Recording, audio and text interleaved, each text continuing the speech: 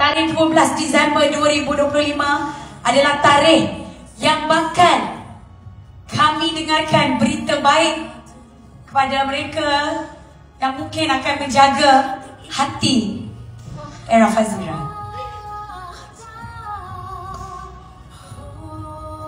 Bismillahirrahmanirrahim.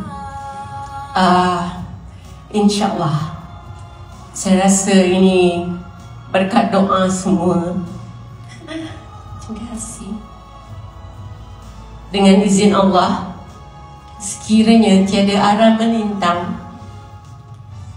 pada tanggal 12 Disember bersamaan dengan Hari Jumaat, saya ni tangisan gembira tau, bukan tangisan sedih. Saya menjemput rakan media dan semua.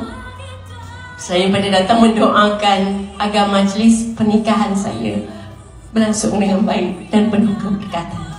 Jadi ya, tanggal keramat saya ialah 12 Disember 2025, insyaAllah. Hadirin dan hadirat sekalian, kepada rakan-rakan media, itulah dia